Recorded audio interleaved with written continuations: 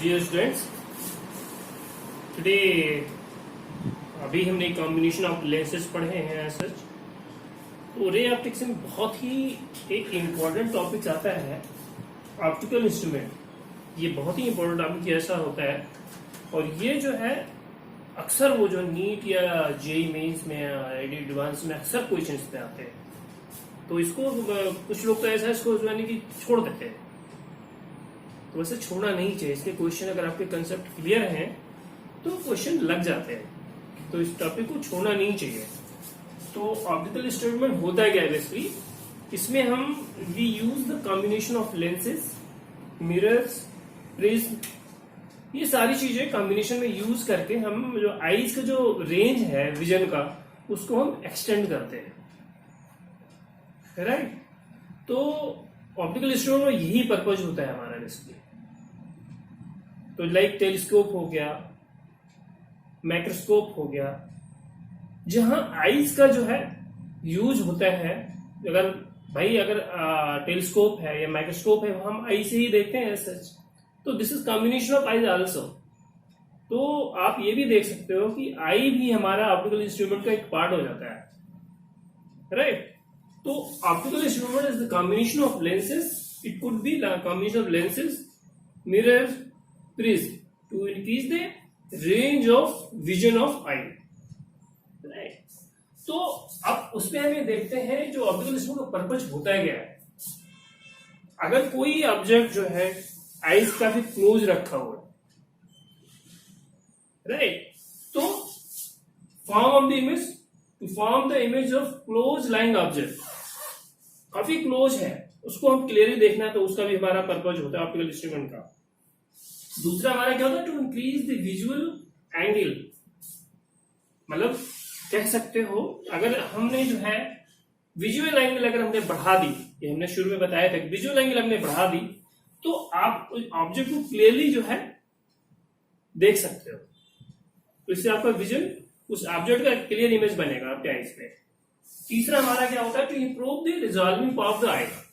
Resolving power होता है क्या, अगर दो ऑब्जेक्ट क्लोजली रखे हुए हैं तो उनको क्लियरली कैसे देखोगे। What is the capacity of eye to see the object, two objects lying closely, मतलब दो रखे उनको क्लियरली आपको कैसे देखना है, तो that's called resolving power, right. तो ये तीन पर्पज होते हैं, to form the image of close line object, to increase the visual angle, to obtain magnification. Magnification होते क्या है, ratio of image to ratio of the object, height of the ratio of height of the image to height of the object. तो उसको अगर ये चीज होगा, to increase the visual angle हम बढ़ा देंगे तो हमारा मैग्निफिकेशन बढ़ जाएगा, राइट। तो ये सारी चीजें थोड़ा सा रफली हम आइडिया ले लें, दिस इज ये थ्योरेटिकल पार्ट, तो आइडिया होना चाहिए। उसके बाद हम फर्दर आईज के बारे में थोड़ा आइडिया ले लेंगे, फिर माइक्रोस्कोप, टेलीस्कोप, ये थोड़ा उसमें क्वेश्चन बनते हैं। ये थ्योरेटिकल पार्ट थोड़ा सा हमें माइंड में होना चाहिए। तो एसेंशियल फीचर हमारा होता है क्या है, मैग्निफिकेशन। जो हमारा जो ऑप्टिकल इंस्ट्रूमेंट होता है उसमें magnification plays very important role. वही magnification this is ratio of height of the image to height of the object. अगर ये चीज क्लियरली अगर पता है तो टू इंक्रीज द मैग्निफिकेशन, मतलब उसको ऑब्जेक्ट को हम क्लियरली देख सकते हैं without any stain of to the eye. Eye को बिना स्टेन किए हुए अगर हमारा ये क्लियरली मैग्निफिकेशन हाई है इंस्ट्रूमेंट का, तो हम ऑब्जेक्ट को क्लियरली देख सकते हैं, राइट। एडिक्वेट रेजोल्यूशन फीचर ये हमारा होना चाहिए है ऑप्टिकल इंस्ट्रूमेंट। रेजोल्यूशन मींस वही टू ऑब्जेक्ट लाइन क्लोजली, उनको डिस्टिंक्टली अब हमारा आई कैसे देख सकता है। तो अगर ये ऐसा है, एडिक्वेट रेजोल्यूशन वाला हमारा ऑप्टिकल इंस्ट्रूमेंट है, तो दो ऑब्जेक्ट अगर क्लोजली रखे हुए हैं तो आई हमारा क्लोजली जो है विदाउट एनी स्टेन देख सकता है। तो दिस काइंड ऑफ थोड़ा थ्योरेटिकल पार्ट है, जो ऑप्टिकल इंस्ट्रूमेंट का पर्पज क्या होना चाहिए, एसेंशियल फीचर्स क्या होती है, आइडिया हमारे पास होना चाहिए। और फर्दर हम आईज के बारे में थोड़ा ले लेंगे, फिर माइक्रोस्कोप, टेलीस्कोप, ये सारी चीजों के बारे में पढ़ें, राइट। नाउ हम अगर बाय द वे हम लोग आई का स्ट्रक्चर अगर देखते हैं, उसको बायोलॉजिकल पार्ट पे अगर ना जाए तो ये कह सकते हो जो आई का स्ट्रक्चर है उसमें जो मेन पार्ट होते हैं बेसिकली एक ciliary muscles, eye lens, cornea और आइरिस और रेटिना। रेटिना में जो है सेंसिटिव सेल्स होते हैं जो कलर्स को जस्टिफाई करते हैं, और फाइनल इमेज हमारी रेटिना पे ही बनती है। तो फाइनल इमेज रेटिना पे बनने के लिए जो हमारा जो आई लेंस है इसका जो स्ट्रक्चर और इसका कॉम्बिनेशन ऐसा होना चाहिए जो फाइनल इमेज रेटिना पे ही बने। तो इसको अकॉर्डिंगली एकोमोडेट करने के लिए जो सिलरी मसल्स होती हैं वो फोकल लेंथ या रेडियस ऑफ कर्वेचर को अकॉर्डिंगली जो है एडजस्ट करती है, राइट। तो ये माइंड में हमेशा होना चाहिए, ciliary muscles plays an important role to adjust focal length और radius of curvature to make the final image on retina, right. और अगर वैसे बात करते हैं कि हाउ आई वर्क्स, तो आई में क्या होता है, this is combination of cornea, aqueous humour. Aqueous humour जो होता है बेसिकली साल्टी लिक्विड होता है, ये पिपिल और कार्निया और आई लेंस के बीच में होता है। साल्टी लिक्विड होता है जिसका जो है रिफ्रैक्टिंग इंडेक्स जो है 1.337 अप्रॉक्सिमेटली होता है।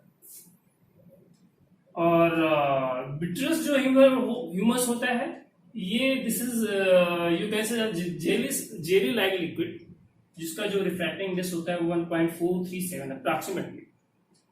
This is being I lens and retina के बीच में होता है, right.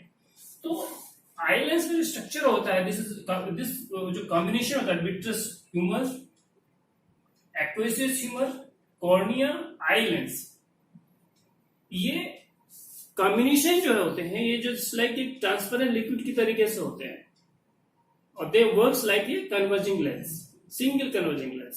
This is combination of vitreous humours, aqueous humours, eye lens, cornea and pupil और सिलरी मसल्स। सिलरी मसल्स को कंट्रोल करता है, उसको छोड़ देते हैं अगर नहीं तो यही जो है हमारे बेसिकली ये सिंगल कन्वर्जिंग लेंस का रोल प्ले करता है। तो सपोज कोई लाइट रे जो होती है अगर मान लो इंटर करती है, सबसे पहले वो जो आउटर पार्ट कार्निया को इंटर करती है, और इरिस में जो ये इरिस जो आई लेंस होता है आइरिस के थ्रू जो वो एजिकल प्लेस होता है। This is combination of also ciliary muscles. तो कार्निया के थ्रू जो आउटर पार्ट हो यहां से लाइट जो है इंटर किया और combination of all the vitreous humours, aqueous humours, cornea, eye lens all that, तो क्या होगा कि हम मल्टीपल सक्सेसिव जो रिफ्रैक्शंस होंगे यहीं से होते हैं, फिर उसके बाद फाइनल इमेज जो है रेटिना में बनती है और उसमें जो नर्व सेल्स होते हैं, ठीक है, वो जो है ऑप्टिकल नर्व्स के थ्रू जो उसको कॉन्फ़िगर करते हैं, ठीक है, और फिर हमारे माइंड को डायरेक्ट करते हैं कि कैसी इमेज जो है हमें दिखाना है, कैसे फील करना है, राइट। तो सिंपल सा स्ट्रक्चर है, इसको आपको माइंड में रखना, सिलरी मसल्स का which adjust the focal length and radius of the curvature. अभी बहुत ही इंटरेस्टिंग पॉइंट आता है हमारे पास कि जब आई के बारे में थोड़ा पढ़ते हैं तो एक पॉइंट आता है अकोमोडेशन। अकोमोडेशन होता है basically, accommodation basically this is property of eye lens. With the help of ciliary muscles, eye lens can adjust its curvature or focal length so that accordingly image of the object is being completely formed on the retina, right। तो accommodation को हम clearly समझ लें, ये property of the eye lens की होती है और बिकॉज आई लेंस को जो एडजस्ट करता है सिलरी मसल्स, सिलरी मसल्स ही जो है पोजीशन ऑफ आई लेंस को एडजस्ट करती है और अकॉर्डिंगली जो इमेज रेटिना पे क्लियरली बनता है। और सपोज ऑब्जेक्ट इंफिनिटी पे है तो डेफिनेटली जो हमारे सिलरी मसल्स होंगे रिलैक्स होंगे और उस समय क्या होगा, मैक्सिमम जो यानी कि जो फोकल लेंथ होगी that will be equal to जो distance between lens and retina, तो क्लियरली हमारी इमेज जो है रेटिना पे बन जाएगी।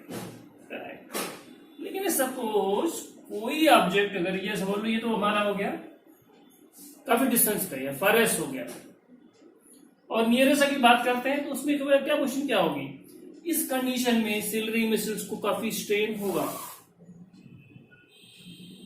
ठीक है।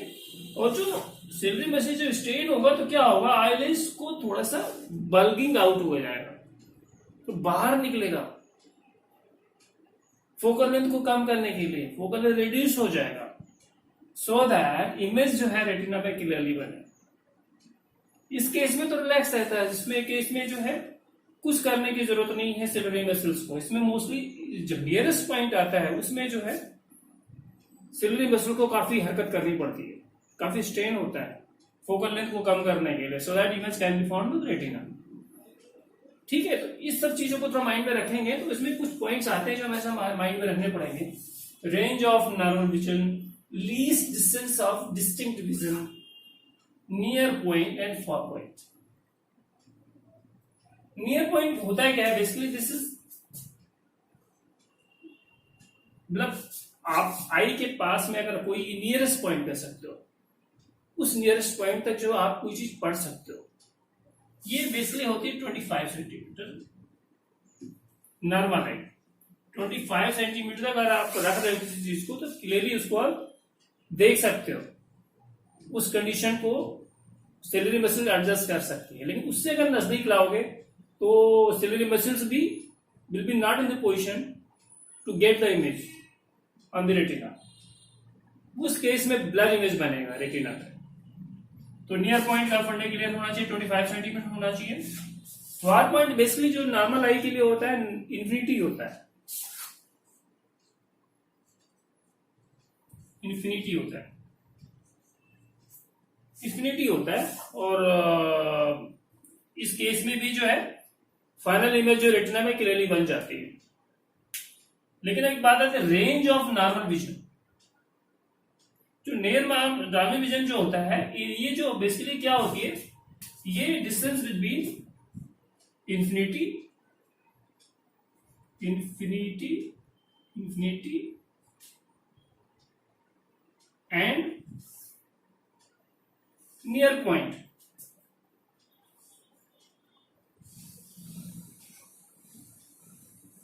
ये जो है रेंज ऑफ नॉर्मल विजन का होता है, इंफिनिटी और 25 से जो नियर विजन होता है 25 सेंटीमीटर, उसके बीच में जो रेंज होती है जहां आप आई क्लियरली जो है ऑब्जेक्ट को देख सकते हैं, विजन क्लियरली होगा ऑब्जेक्ट का। This is distance between infinity and near point, this is the range of normal vision. अब least distance of distinct vision क्या होता है, this is minimum distance from the eye at which object can be seen by the eye. Image can be performed on the retina. तो इसको हम define करते हैं basically D से, d is equal to 25 centimetre. This is minimum distance from the eye at which image of the object can be found on the retina.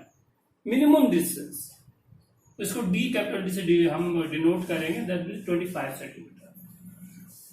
And far point normal eye की liquidity मैंने बता ही दिया। तो this is briefing of accommodation of eye lens. इस सब में range में है तो अकॉर्डिंगली सिलियरी मसल जो एडजस्ट कर लेंगे, लेकिन अगर उससे बियॉन्ड हो जाएगा तो सिलियरी मसल एडजस्ट नहीं कर पाते। ओल्ड एज में क्या होता है, जो सिलियरी मसल वीक हो जाती है तो वो अकोमोडेट नहीं कर पाती हैं आई लेंस को अकॉर्डिंगली, जिससे जो रेटिना में इमेज बनना चाहिए, राइट। तो ये थोड़ा सा ब्रीफिंग मैंने करना था। फिर फर्दर कुछ डिफेक्ट्स आते हैं आईज में, उसको कैसे हम रिमूव करते हैं, राइट। तो इसमें most of I hope this हो कि आप लोग इसके बारे में थोड़ा समझ गए होंगे और नोट कर लें आप, ठीक है। फिर फर्दर बढ़ते हैं। तो क्या होता है, हम डिफेक्ट्स ऑफ विजन देखते हैं। डिफेक्ट ऑफ विजन होता है क्या है, मतलब you can say like this कि एज वी और ओल्डर, अगर विजन में कुछ डिफेक्ट आ जाए, या you can say like this कि maximum power of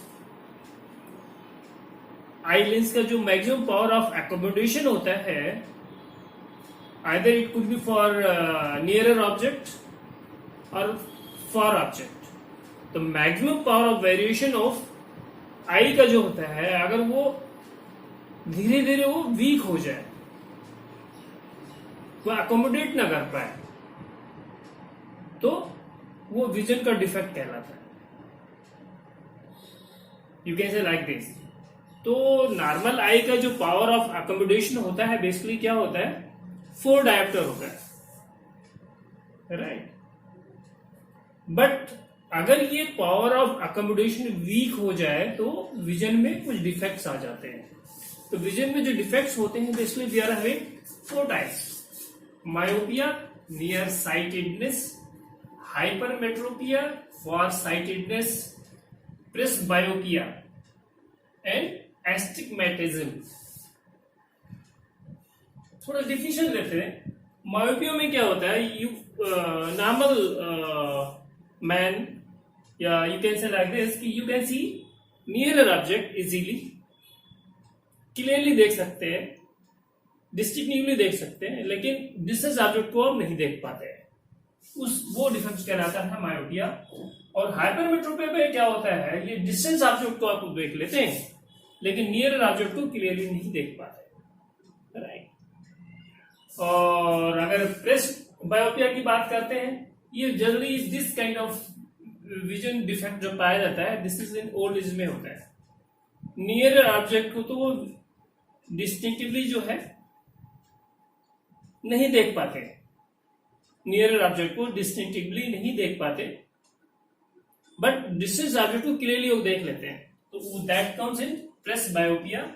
and astigmatism, ये ऐसा इफेक्ट है, वर्टिकल और जो हॉरिजॉन्टल ऑब्जेक्ट्स होते हैं उनमें आपस में डिस्टिंक्टिवली जो देख नहीं पाते, क्लियरली देख नहीं पाते, जस्टिफाई नहीं कर पाते कि which object is being horizontal और इन वर्टिकल, राइट। तो ये थोड़ा सा 4 डिफेक्ट्स हैं।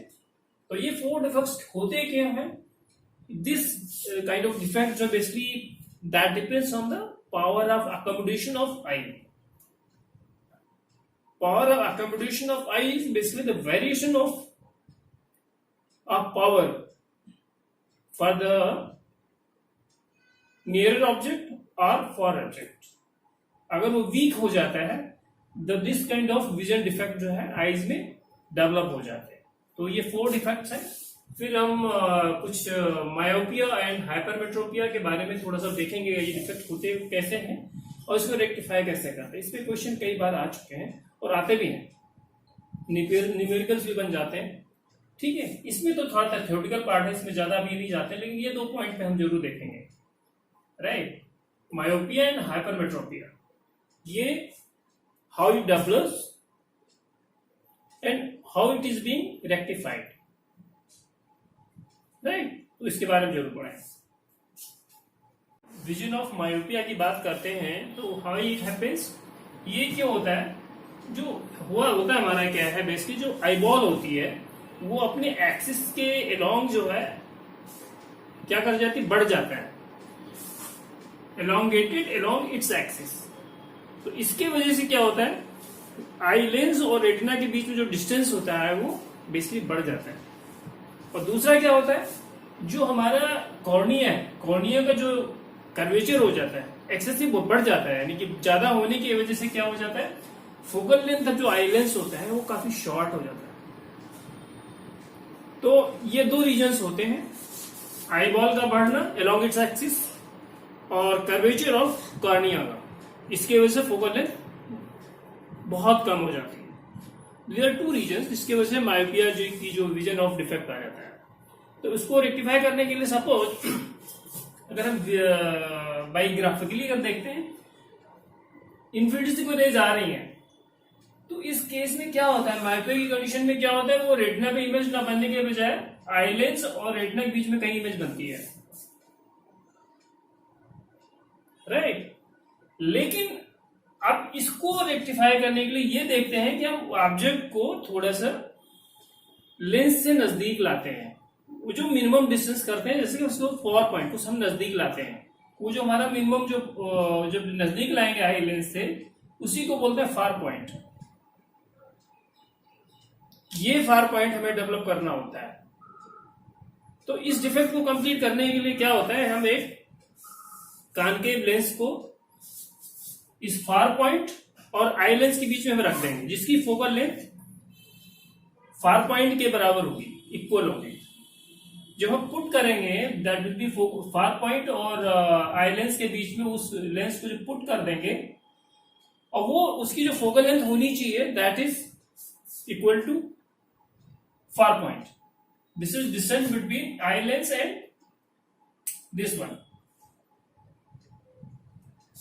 तो कोई रेज जो है अगर हम पहली आ रही है और कॉनकेव लेंस से रिफ्लेक्ट होने के बाद वो डाइवर्ज होगी, ठीक है। अगर बैक साइड में देखें तो फार पॉइंट पे जाके मिलेगी।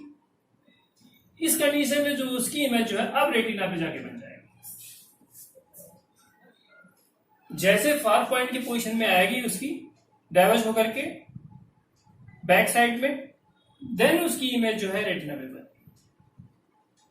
इस कंडीशन में अगर हमें फोकल लेंथ निकालना हो या पावर ऑफ आई लेंस या पावर ऑफ मायोपिया के निकालना, तो कैसे करें। सपोज ये डिस्टेंस है, फार डिस्टेंस x है और रेज कमिंग फ्रॉम इंफिनिटी, तो पावर ऑफ मायोपिया की कंडीशन में कैसे निकालेंगे, रेक्टिफाई करने के लिए 1/f is equal to 1/b minus 1/u, यही तो होता है। और ये आप पुट कर दें आप, और जो फाइनल इमेज बन रही है this is this one, 1/- x minus 1/50, तो 1/f is equal to minus 1/x, it means f is equal to minus x। और अगर पावर निकालेंगे तो क्या हो जाएगा, p is equal to 1/f minus 1/x। मतलब हमारा जो है मायोपिया को रेक्टिफाई करने के लिए जो कॉन्केव लेंस का ही हमें यूज करना पड़ेगा, ठीक है। तो ये थोड़ा आइडिया होना चाहिए इस कंडीशन में मायोपिया को रेक्टिफाई करने के लिए किस टाइप का लेंस हमें यूज करना है और कितने पावर का यूज करना है, ये हमें क्लियर हो जाएगा। ये फॉर्मूला हम डेवलप कर लेंगे, ठीक है। इसमें कोई कंफ्यूजन नहीं होना चाहिए, बहुत ही इजीएस्ट में मैंने बता दिया है कि क्यों डेवलप होता है, कैसे रेक्टिफाई करते हैं और उस कंडीशन में पावर कैसे निकालते हैं, राइट। नाउ हाइपरमेट्रोपिया की कंडीशन में क्या होता है हमारा, हम डिस्टेंस ऑब्जेक्ट को तो क्लियरली देख लेते हैं, लेकिन जो है जो नियर ऑब्जेक्ट होते हैं उनको हम we are not able to see properly, right. तो उस कंडीशन में होता है क्या जल्दी, मतलब व्हाई इट हैपेंस, उसमें क्या होता है हमारा जो आई बॉल होता है वो काफी छोटा हो जाता है। उसके वजह से क्या होता है, डिस्टेंस बिटवीन आई लेंस और रेटिना के बीच में डिस्टेंस होती है ये रिड्यूस हो जाती है, रिड्यूस हो जाती है। पहली कंडीशन ये होती है आईबॉल जो है बहुत ही स्मॉल होने की वजह से distance between eye lens and retina becomes reduced. दूसरी कंडीशन क्या होती है, फोकल लेंथ जो होती है बहुत ज्यादा हो जाती है आई लेंस की, और उसको ज्यादा होने की वजह से क्या होता है वो कन्वर्ज नहीं कर पाती, उसकी कन्वर्जिंग पावर जो है कम हो जाती है। मतलब अगर आप पावर ऑफ लेंस की बात करते हैं तो कैसे होता है, रेशियो ऑफ, मतलब उसका इनवर्सिव पर्सनल एफ होता है। अगर वो एफ ज्यादा हो जाएगा तो लो कन्वर्जिंग पावर का हो जाएगा, राइट। तो ये दो कंडीशन होती है जिसके वजह से ये this kind of vision defect जो है हैपेंस। सपोज अब ये है कि मान लो ये नियर पॉइंट है, नियर पॉइंट हमारे पास मिनिमम डिस्टेंस कितनी होती है 25 सेंटीमीटर। यहां ऑब्जेक्ट है सपोज, तो इसकी जो इमेज बनती है रेटिना पे ना बनने के बजाय रेटिना के पीछे जाए कहीं इस पॉइंट पे जाके बनती है, तो जिसकी वजह से क्या होता है ब्लर हमें इमेज मिलता है, क्लियर इमेज नहीं मिल पाता ऑब्जेक्ट को। तो इस कंडीशन को नलीफाई करने के लिए क्या करते हैं हम, ऑब्जेक्ट को थोड़ा जो नियर पॉइंट है उससे थोड़ा सा पीछे हटाते हैं, 25 सेंटीमीटर से और आगे बढ़ा देते हैं, राइट। तो ये नियर पॉइंट नहीं हो पाता, ये नियर पॉइंट नहीं है, this is greater than distance of nearer point, near point से ज्यादा डिस्टेंस होती है। तो इस काइंड के जो है अरेंजमेंट को रेक्टिफाई करने के लिए हमें क्या करना पड़ता है, कॉन्वेक्स लेंस को इस नियर पॉइंट जो है ये बेसिकली जो हटाया गया है उसके बीच में रख देते हैं ऑफ सुटेबल फोकल लेंथ का कॉन्वेक्स लेंस, राइट। तो क्या हो जाएगा, उसकी जो वर्चुअल इमेज बनेगी एंड पे ना बनने के बाद एंड डैश पे बनेगी वर्चुअल इमेज। अब इस कंडीशन में क्या होगा, अब आई लेंस जो है एक्चुअल इमेज जो है रेटिना में बना देता है, राइट। तो ये थोड़ा सा आपको हमेशा माइंड में रखना चाहिए, राइट, कि कैसे इसको रेक्टिफाई करते हैं। अब इस रेक्टिफाई करने के लिए ये जो लेंस हमारा जो है यूज किया, इसकी फोकल लेंथ निकालना हो तो कैसे निकालते हैं इसको। सपोज ये नियर पॉइंट है, ये समझ लो ये दिस वन, ये सपोज वाई है, राइट। और ये जो डिस्टेंस हो गई ये डी है सपोज, नियर पॉइंट और बियॉन्ड नियर पॉइंट ये डिस्टेंस हो गई जहां वर्चुअल इमेज बन रही है, ठीक है। तो हमारे पास फॉर्मूला क्या होता है, 1/f = 1/u 1/v minus 1/u।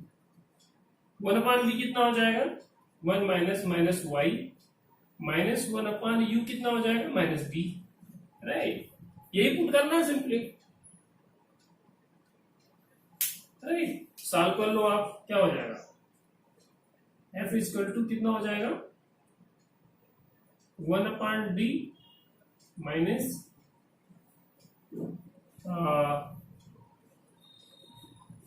ये हो गया दिस वन और 1 और y, ये अगर सॉल्व करते हैं तो y d आ जाएगा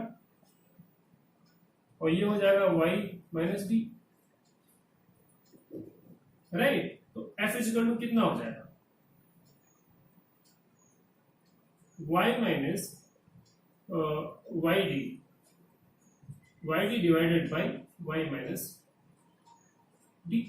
ये फोकल लेंथ इस तरीके से हम जो है फोकल लेंथ निकाल लेंगे ऑफ सुटेबल कॉन्वेक्स लेंस। ये मेथड और निकाल लेंगे। फर्स्ट तो नियर पॉइंट डिस्टेंस ये हो गई, दूसरा जो वर्चुअल इमेज बन रही है उसको y ले लेते हैं, ठीक है। जब वर्चुअल इमेज हमारा y हो गया तो उस फाइनल जाके रेटिना पे बन जाती है, तो ये हमारा ये हो गया। अब पावर निकालना तो कैसे निकालेंगे, ये y माइनस डी y, ये आपका पावर आ जाएगा। आपने इसका जो रेक्टिफिकेशन वाला जो लेंस है उसको पावर कैसे निकालेंगे, ये ऐसा फोकल ने तो आपने निकाल लिया रेक्टिफाइंग लेंस का, अब जो है पावर आप जो आई का जो है निकाल सकते हो, ठीक है। अब ये आपको देखना है y is greater than d, अगर ये y ग्रेटर देन d है तो p हमारा जो है पॉजिटिव होगा, इट मींस जो रेक्टिफिकेशन लेंस होगा वो कॉन्वेक्स लेंस होगा,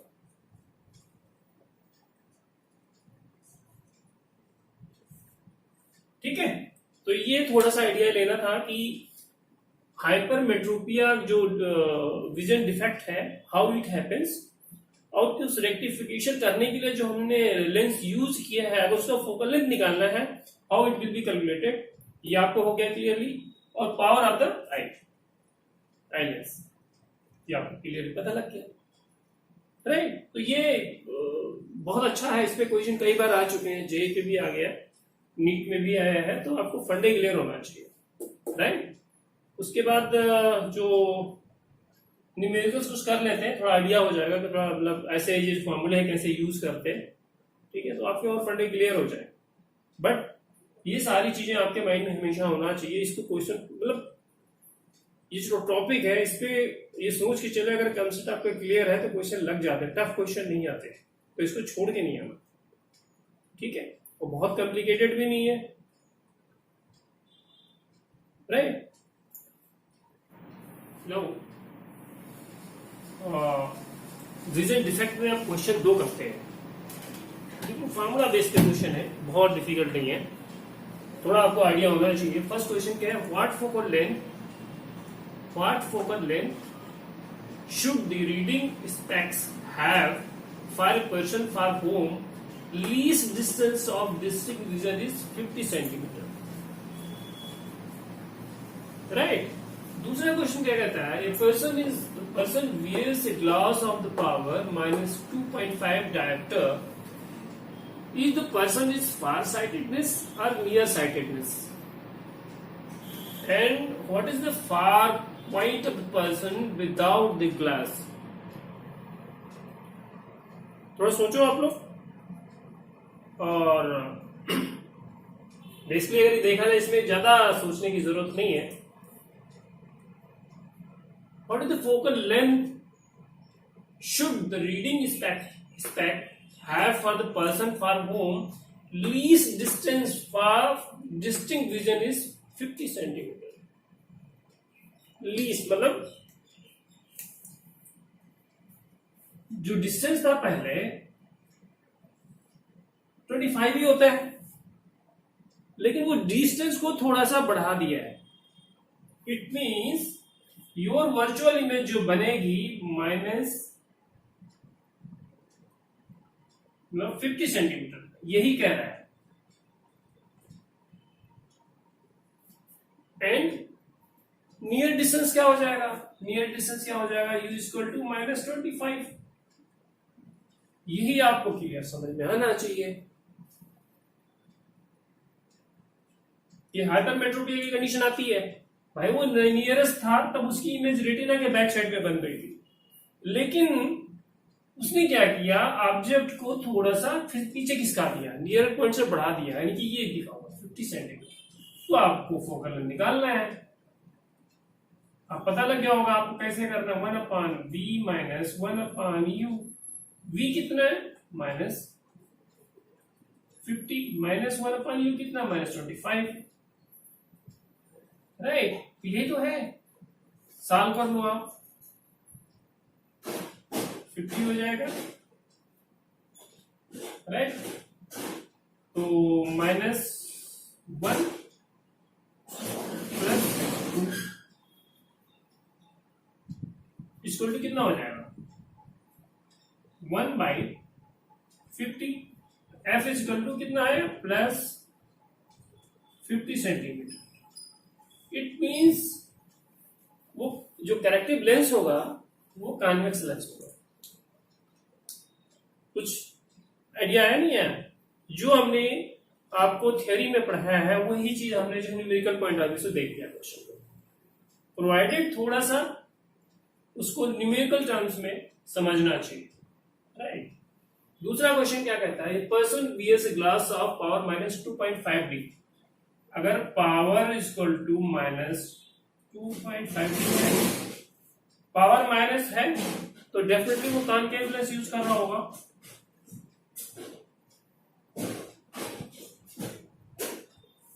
जो कॉनकेव लेंस यूज कर रहा होगा तो नियर साइटेडनेस का जो उसके पास विजन डिफेक्ट होगा, ठीक है।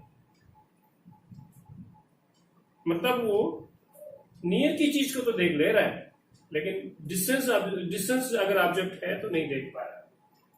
तो आपका जो है नियर साइटेडनेस का आपके पास क्लियर हो गया। And what is the far point the person without the glass. Far point आपको निकालना है, भाई वो पहले इन्फिनिटिव से था, फिर इन्फिनिटिव से थोड़ा सा उसको लेंस की तरफ लाया, खिसका है, वही तो फार पॉइंट था। तो फार पॉइंट इक्वल टू निकालना है, वी निकालना है आपको, ये निकालना है, यू दिया हुआ है, ये भी इन्फिनिटिव हो गया, एफ आपको निकालना है, एफ दिया हुआ, सॉरी एफ दिया हुआ है, एफ दिया हुआ है, ये दिया हुआ है, इससे आप निकाल सकते हो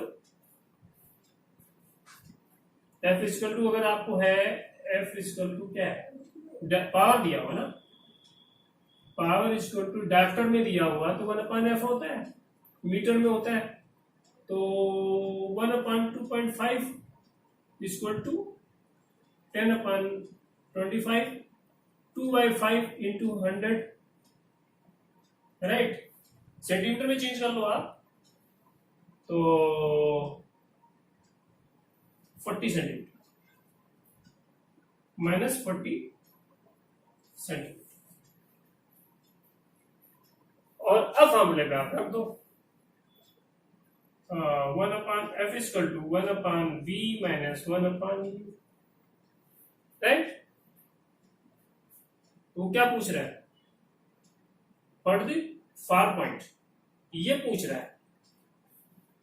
क्या हो जाएगा, आप इस इक्वेशन में रख दो 1/- 40 equal to 1/v minus 1/infinity, right. तो v इक्वल टू 40 माइनस 40, वहां पॉइंट जो होगा लेंस से 40 सेंटीमीटर लेंस की तरफ यानी कि रखना पड़ेगा, मतलब आपका 40 सेंटीमीटर है, मतलब लेंस सपोज यहाँ है, फार पॉइंट जो यहाँ हो 40 सेंटीमीटर। होपफुली ये जो है फॉर्मूला बेस्ड क्वेश्चन है इससे क्लियर हो गया होगा। मोस्टली फंडे यही होते हैं, प्रोवाइडेड आपके कंसेप्ट क्लियर होना चाहिए, थ्योरी आपकी क्लियर है, कंसेप्ट क्लियर है कि भाई उसके फोकल लेंथ कैसे निकालते थे करेक्टिव लेंस के, और उसमें मेथड क्या यूज होता था, फार जैसे इसमें क्या था, least distance of distinct region, इसमें क्या था, व्हाट द फार पॉइंट, भाई नियर साइटेडनेस के जो डिफेक्ट होता था उसमें फार पॉइंट तो आता था, और इसमें जो है हाइपरमेट्रोपिया के जो उसमें जो विजन डिफेक्ट में क्या आता था, नियर पॉइंट आता था। बस इतनी फर्क है, कितना साल कर लोगे आपके क्वेश्चन सॉल्व हो जाएंगे, राइट। तो होपफुली आईज के बारे में हमने क्लियर कर लिया है। अब आई के आगे बाद और भी जो ऑप्टिकल इंस्ट्रूमेंट में आते हैं, लाइक टेलीस्कोप हो गया, माइक्रोस्कोप हो गया, इसके बारे में थोड़ा आइडिया लेंगे, उसके बाद न्यूमेरिकल्स का। तो ये टॉपिक क्लियर हो जाएगा, आप इसको क्लियर देख लें, हम नोट कर लें, ठीक है, और रिवीजन भी करते रहे ताकि फर्दर आपको फिर फर्दर जो कोई वीडियो जो आएंगे तो उसके पीछे जो वीडियोस क्लियर होंगे आपके पास, तो कंसेप्ट क्लियर होता है। अगर उसको जो आपने लिंगर रन किया तो आगे वाला भी कोई जो है टॉपिक्स क्लियर नहीं हो पाते, राइट। तो आप